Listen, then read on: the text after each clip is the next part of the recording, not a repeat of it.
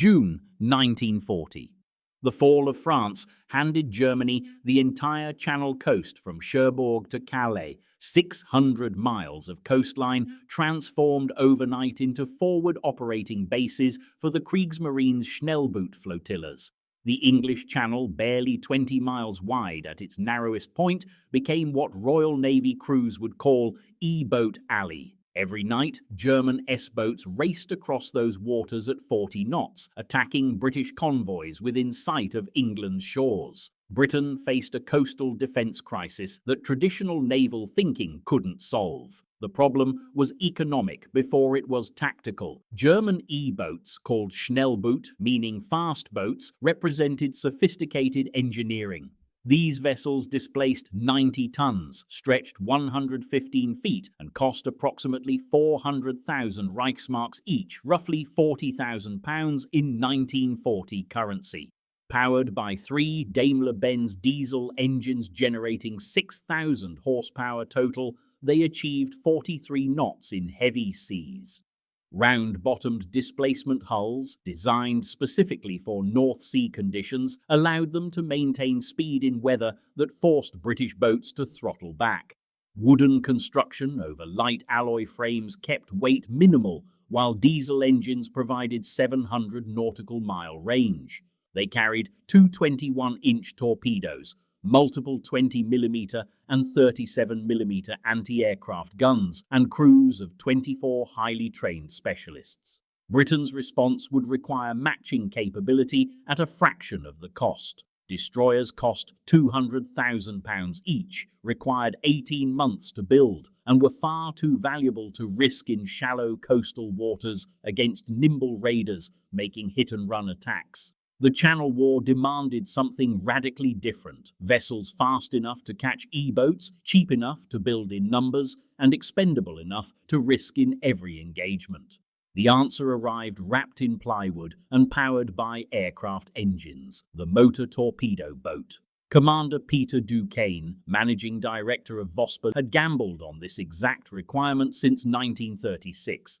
His company built luxury motor yachts for wealthy clients, specializing in high-speed planing hulls exceeding 40 knots. Duquesne designed MTB 102 as a private venture, risking £25,000 of Vosper's capital, money the company couldn't necessarily afford, betting that war would demand precisely what he was building. The prototype cost 1/4 what Germany spent on E-boats. MTB 102's hull used double-diagonal Honduras mahogany planking over Canadian rock elm frames. No steel, no armor, just wood, glue, and 43,000 copper rivets holding layers of plywood together. 3 Italian Isotta Fraschini engines generating 3,300 horsepower drove her to 48 knots light, 43 knots loaded. She measured 70 feet long, displaced 33 tons, and carried a crew of 12. 2 21-inch torpedo tubes provided offensive punch. She was essentially a racing yacht with weapons bolted on. The Admiralty tested MTB 102 in 1937 and immediately recognized potential. Recognition didn't equal orders.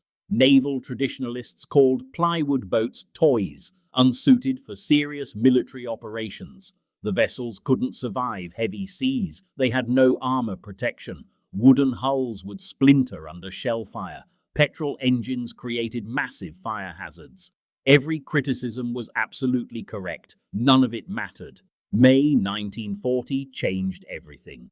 France collapsed, Germany occupied the Channel coast, and E-boats began nightly raids. Suddenly, the Admiralty stopped debating whether MTBs were proper warships and started asking how quickly boatyards could deliver them. The cost differential was staggering. E-boats cost approximately £40,000 each. British MTBs cost roughly £30,000, about 3/4 E-boat price, but delivered faster. More critically, MTB construction didn't monopolize naval dockyards. Orders flooded to Vosper, British Powerboat Company, and Thornycroft. Not just dozens, hundreds. Construction used techniques yacht builders had perfected over decades. A team of 20 skilled woodworkers could complete an MTB hull in 6 weeks, engines, torpedoes, and guns installed in another month. Total construction time, 8 to 10 weeks from keel laying to sea trials. Compare that to E-boat production. Lürsen Shipyard in Bremen-Vegesack, primary E-boat builder, peaked at 25 hulls monthly by 1942. Engine shortages limited completed boats to 12 to 15 monthly. Britain's distributed boatyard network, Vosper at Portsmouth, British Powerboat at Hythe, White's at Cowes, plus dozens of smaller yards, delivered comparable numbers without specialised infrastructure. The tactical doctrine developed rapidly. MTBs operated in flotillas of 6 to 8 boats, hunting at night when low profiles made them nearly invisible. They ran on silent auxiliary engines when stalking targets, then unleashed full power, 40-plus knots, for torpedo attacks before enemy gunners could respond. The tactics were brutally simple. Approach undetected, fire torpedoes at point-blank range, 300 to 500 yards, then disappear at maximum speed behind smoke screens. No standing and fighting, no heroic surface battles. Hit hard, run fast, survive to attack tomorrow. E-boats employed identical tactics. The channel became a high-speed chess match played in total darkness. Both sides used radar, though German sets proved less effective than British equipment. Both carried torpedoes capable of breaking merchantmen's backs. Both relied on speed and surprise over armor and firepower. The critical difference wasn't tactical capability, it was numerical density. By mid-1943, Britain operated over 300 MTBs and motor gun boats in coastal forces. Germany fielded approximately 34 E-boats operational in the Channel at D-Day, with 5 more under repair. That numerical superiority transformed coastal defense from desperate scrambling to systematic coverage. The mathematics were relentless. Every convoy sailing required escorts. Every E-boat sortie encountered British MTBs. German coastal traffic faced constant harassment. Admiral Karl Dönitz's U-boats terrified Churchill, but E-boats ranked second only to submarines in Allied tonnage sunk. During World War II, E-boats claimed 101 merchant ships totaling 214,728 tons. They sank 12 destroyers, 11 minesweepers, 8 landing ships, 6 MTBs, 1 torpedo boat, 1 mine layer, and 1 submarine.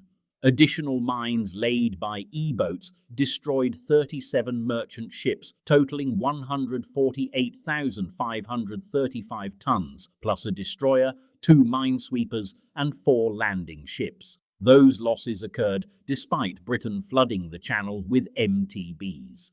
The economic equation revealed brutal truth. E-boats were extraordinarily cost-effective weapons, but only when they could operate unopposed. Introduce numerical parity, and effectiveness collapsed. Introduce British numerical superiority, and E-boat operations became unsustainable. Consider the exchange rates. Britain lost approximately 200 MTBs to enemy action, accidents, and weather between 1940 and 1945. Replacing them cost roughly £6 million total. Those vessels helped prevent far greater destruction. Every E-boat sunk before reaching a convoy was dozens of merchant vessels saved. Every German supply ship torpedoed was ammunition denied to Wehrmacht units. The human cost was real. Approximately 1,400 officers and ratings of coastal forces died during the war, a casualty rate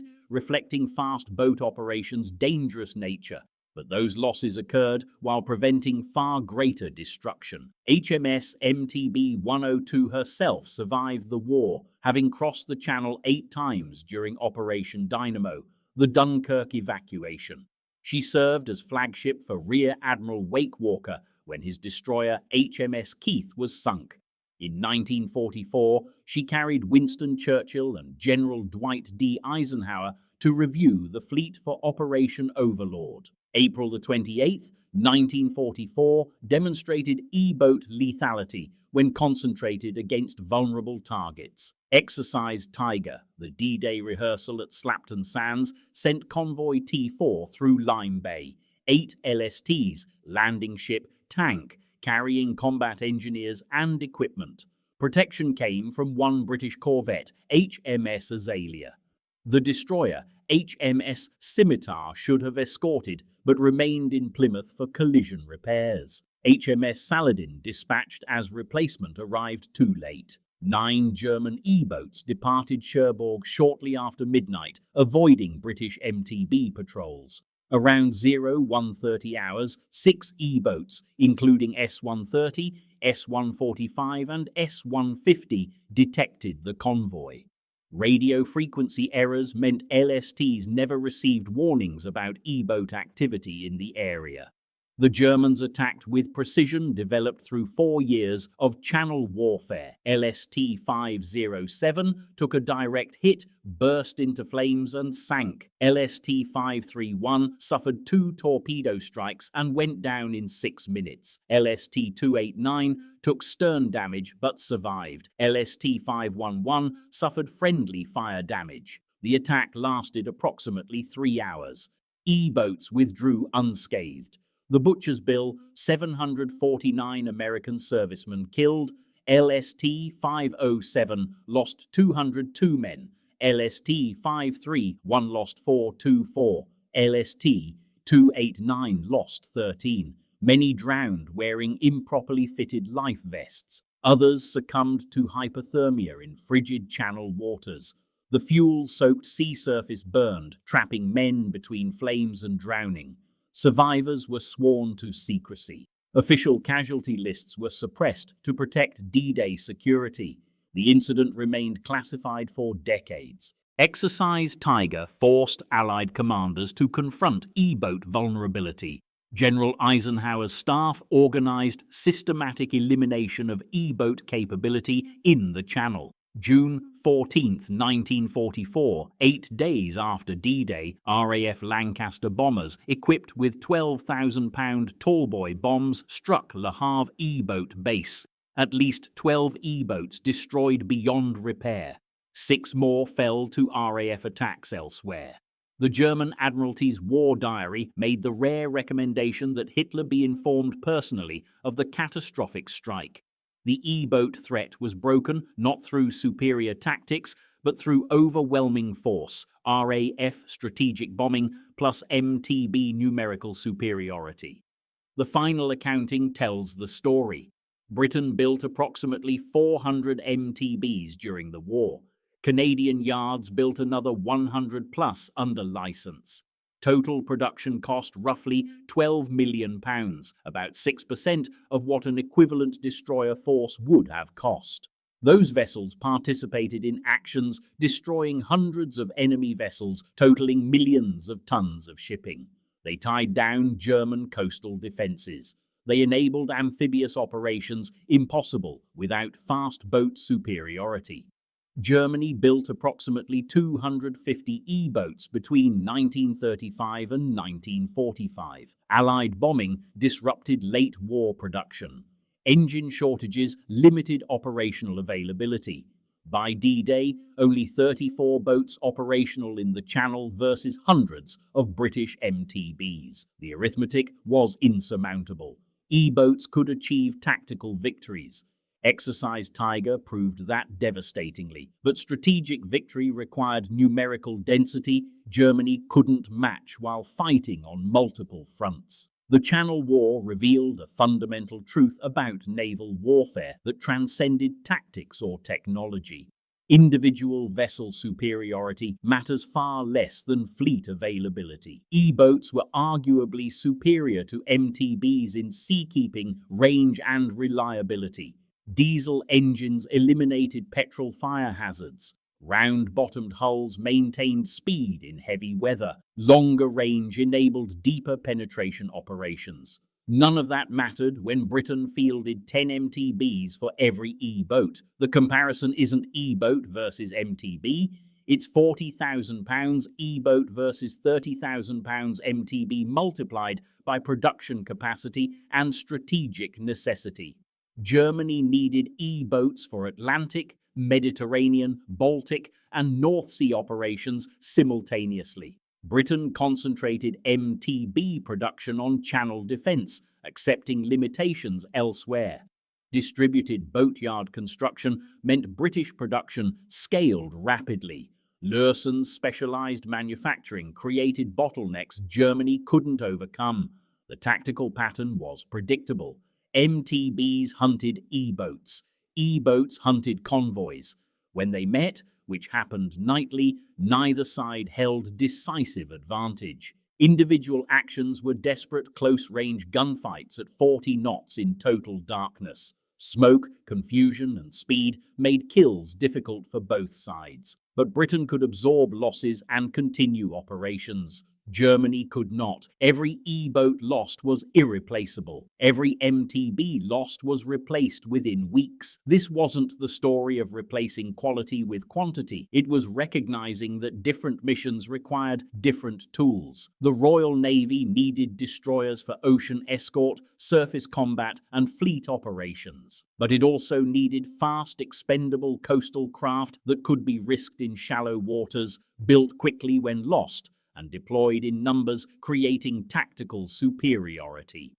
The 30,000-pound plywood boat filled a niche the 40,000-pound E-boat couldn't match, not through superior design, but through superior availability. The human dimension mattered enormously. British MTB crews were volunteers, young officers barely out of training and ratings who preferred action over routine. They operated in conditions destroying morale on larger vessels. Boats rolled violently in any sea state. Wooden hulls amplified every wave impact. Crews stood watches on open bridges exposed to channel weather. Petrol fumes permeated living spaces. High-octane fuel, 5,200 gallons in some variants, surrounded crews, turning every engagement into potential catastrophe if shells penetrated fuel tanks. German E-boat crews faced identical conditions. Elite volunteers, carefully selected, specially trained. They operated the Kriegsmarine's most sophisticated small craft with professional competence. The E-boat arm produced 23 recipients of the Knight's Cross, extraordinary recognition for such a small force.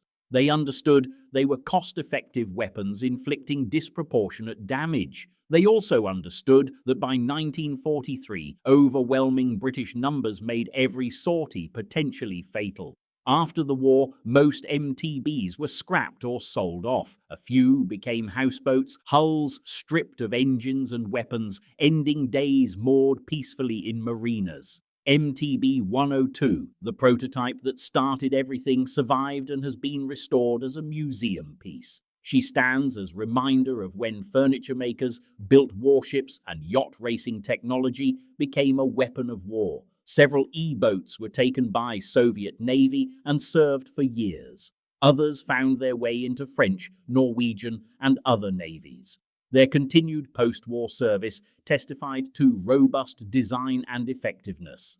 The lesson wasn't that plywood was better than wood over alloy, or that cheap was superior to expensive. The lesson was that wars are won by matching resources to requirements. Germany couldn't afford to build hundreds of E-boats while fighting globally. Britain could build hundreds of MTBs by distributing construction across civilian boatyards. Germany's sophisticated diesel-powered design created maintenance dependencies. Britain's commercial Packard engines benefited from American mass production. The strategic calculation was brutally simple.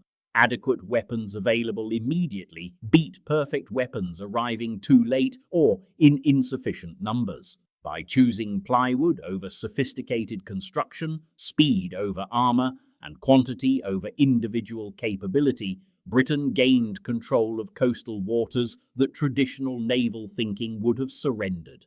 The 30,000-pound MTB couldn't match a 40,000-pound E-boat in seakeeping or range. It didn't need to. It just needed to be fast enough, cheap enough, and numerous enough that E-boats couldn't avoid them, and German coastal operations couldn't proceed uncontested. The Channel War cost approximately £12 million in MTB construction and saved Britain's coastal approaches. An e-boat-based coastal defence strategy would have cost £60 million minimum and proven strategically impossible to implement given Germany's global commitments. That £48 million difference funded other operations entirely, operations that won the war. The e-boats were magnificent vessels representing German engineering excellence. The MTBs were adequate vessels representing British industrial pragmatism. In the Channel War, pragmatism won. Sometimes the best weapon isn't the most sophisticated or the most capable. Sometimes the best weapon is simply the one you can afford to build in the numbers needed when you need them, accepting limitations in exchange for overwhelming numerical presence.